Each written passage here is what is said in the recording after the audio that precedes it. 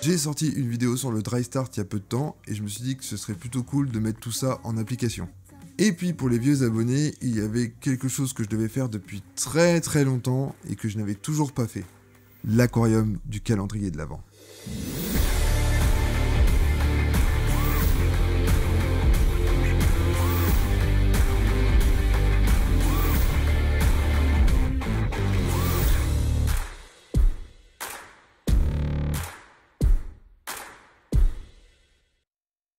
Bonjour tout le monde et bienvenue sur la chaîne de Grose. Vous êtes toujours de plus en plus nombreux à rejoindre la chaîne et ça me fait énormément plaisir et je vous en remercie beaucoup. Vous êtes ma source de motivation. Bon, essayons d'attaquer le dry start. Bon, je vais pas tout réexpliquer non plus, j'ai fait une vidéo spécialement dédiée là-dessus et je te conseille d'aller la voir si tu veux de plus amples informations parce que je vais pas vraiment tout détailler dans cette vidéo mais plutôt te montrer comment moi je fais. Alors, pour ceux qui ne connaissaient pas la chaîne au mois de décembre, j'ai fait un calendrier de l'Avent. Le but était de vous présenter un hardscape par jour pour que vous puissiez choisir vraiment ce qui vous plaît le plus en fait et qu'on l'installe dans la fiche room. Et pour un petit rappel, je vous remets celui que vous avez choisi.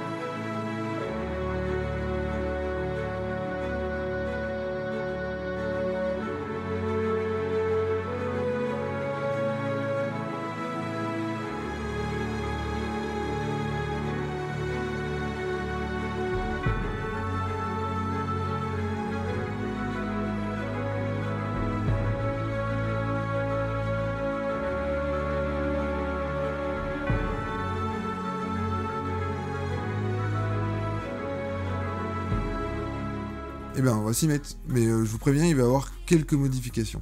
Nous commençons évidemment par mettre la pouzzolane dans l'aquarium. Tu me connais depuis le temps, je suis un mec complètement accro à la pouzzolane.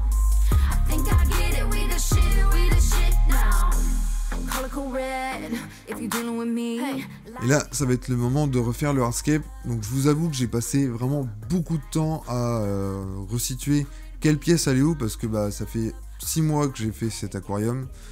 Donc j'avais évidemment mis de côté toutes les pièces, mais quand je me suis remis à regarder, à essayer de comparer et de retrouver, j'ai un peu galéré, je vous avoue, donc c'était un peu chiant, mais j'ai fini par trouver les pièces qui correspondaient. Et finalement, je vais décider de ne pas surcharger trop l'aquarium.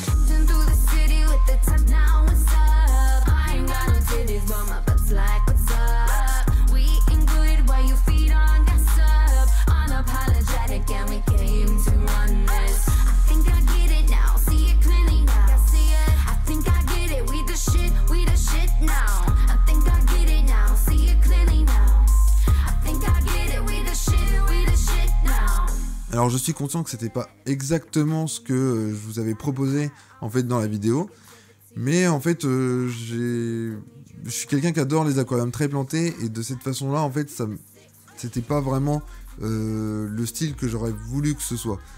Donc je comprends que certaines personnes diront que c'est pas normal et que peut-être que je devrais garder ce style-là. Donc dans ce cas-là, je vous incite à me le dire dans les commentaires. Et en fait, moi je verrai ce que je peux faire. Si vous êtes trop nombreux à me dire que vous préférez l'ancien, et ben dans ce cas, peut-être que j'ai gardé les pièces et du coup, peut-être que je me mettrai je remettrai toutes les pièces pour que l'aquarium soit mieux pour vous. Je pense qu'en allégeant le côté pierre, je vais pouvoir mettre plus de plantes en fait et faire quelque chose de beaucoup plus sympa à mon humble avis en fait. Donc après c'est à vous de voir si vous n'êtes pas d'accord avec ça. Voilà. J'ai libéré la partie avant de l'aquarium de pouzzolane parce que j'allais mettre du sol technique et je veux absolument pas qu'il y ait de la pouzzolane qui se retrouve en premier plan parce que c'est vraiment pas très esthétique. Et moi ça me permet de garder une ligne vraiment très petite et très droite en fait. Pour le sol technique, ce sera un mélange de Aquaneo et de Tropica parce que c'est 2 restes de sac qui sont à la maison. Donc je me suis dit que autant utiliser des restes de sac pour un si petit aquarium, c'est pas grave si je fais un mélange. Je remplis partout où je peux couvrir avec le sol technique pour éviter qu'on voit cette pouzzolane et surtout pour qu'il y ait un support de plantation pour les plantes qui arriveront après. Donc je le remonte bien aussi et je vraiment mincis cette ligne qu'il y a devant. Et j'oublie pas de faire mon petit trou pour pouvoir vidanger l'aquarium quand je le vaporiserai énormément. Donc ça, si tu as regardé la vidéo, tu sais que je t'ai filé quand même quelques techniques comme ça pour éviter d'avoir des soucis comme des cyanobactéries par exemple. Et c'est le moment de vaporiser. Alors c'est long, c'est très long. Donc je te déconseille de faire de cette façon. Donc, parce que en fait j'ai mis vraiment beaucoup de temps à tout vaporiser pour que l'aquarium soit bien détrempé. Je pense que la meilleure des techniques, ce serait simplement de le remplir et de le revider, en fait, avant la plantation. Comme ça, vous êtes sûr que tout l'aquarium sera bien trempé et vous ne passerez pas une demi-heure à vaporiser comme ça. Parce que là, on parle d'un aquarium qui fait que 40 par 25 par 28, je crois, d'après mes souvenirs. Donc, c'est un aquarium qui est vraiment très petit. J'ai déjà passé j'ai dû passer 10-12 minutes à vaporiser. Donc c'est vraiment quelque chose de fastidieux et du coup je vous conseille vraiment plutôt de remplir et de vider. Et c'est le moment de préparer les plantes. Alors j'ai pas choisi du HCC mais plutôt de la Monte Carlo. Alors c'est peut-être pas un choix qui est le plus indiqué en fait pour faire dans un si petit aquarium. Mais j'avais plus envie d'avoir de la Monte Carlo que de la HCC. Donc je me suis dit... là, c'est pas vraiment... J'avais pas envie de faire un rapport de taille, genre qu'on a l'impression que c'est grand malgré que c'est un petit aquarium. J'avais juste envie d'un joli décor avec un aquarium planté, en fait. Et pour planter, je vais commencer par tout hacher au ciseau. Je vais tout couper assez finement, en fait, pour pouvoir après planter. J'ai pris 2 pots différents, un in vitro, un pot normal, en fait. Et ça va me permettre de comparer, en fait, la vitesse de pousse des plantes. Je vous en ai parlé, en fait, dans une vidéo ultérieure. Pot in vitro vs pot normal. En fait, normalement, si on prend de la plante qui est en forme émergée, donc en pot normal, on aura plus de chances d'avoir un meilleur enracinement et un enracinement plus vite et une meilleure pousse. Donc en fait, j'ai voulu comparer cette théorie et voir si vraiment il y a une grosse différence. Donc c'est ce qu'on verra dans les prochains épisodes. À l'œil comme ça, on dirait pas, mais on voit très bien... on sent qu'en fait, il y a beaucoup plus dans le pot in vitro. Je sais que dans la vidéo précédemment là-dessus, je vous en avais parlé, et là, on voit pas trop de différence. Ça va plutôt se voir sur les Rotala, par exemple, où là, ça va valoir plus le coup. Mais même là, sur un pot, sur 2 pots qui sont quand même, on dirait, assez similaires, je peux vous dire qu'on voit quand même beaucoup plus de petites racines. On sait qu'il y a beaucoup plus de petites plantes. En fait, là, dans le pot normal, ça fait des longues tiges. Donc malgré que vous coupez, vous avez moins de surface à pouvoir planter en fait. Et pour le coup, je saupoudre comme en cuisine pour planter en fait. C'est cette technique là que j'utilise. Donc ça a marché très bien avec la HCC, donc il ne devrait pas y avoir de soucis pour la Monte Carlo. On n'oublie pas de vaporiser entre deux pour que les plantes ne se dessèchent pas.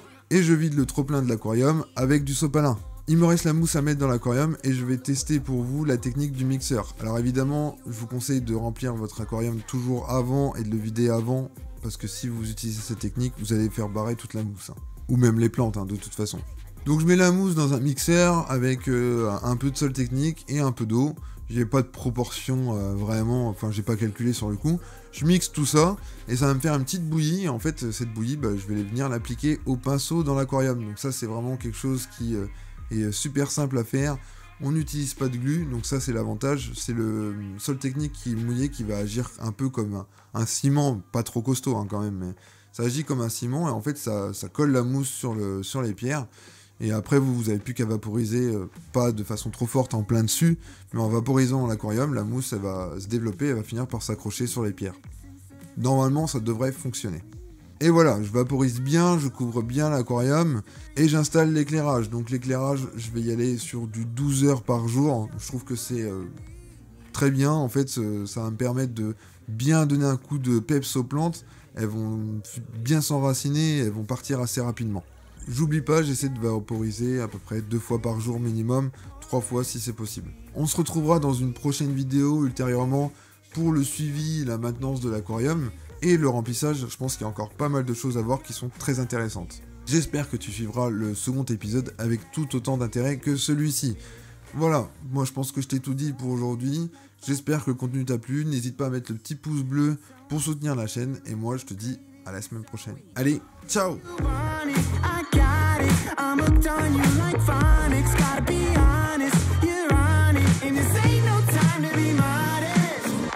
Push that, shake that, girl, take your last name, let's hyphenate it. We don't need a recipe. Whip that cream.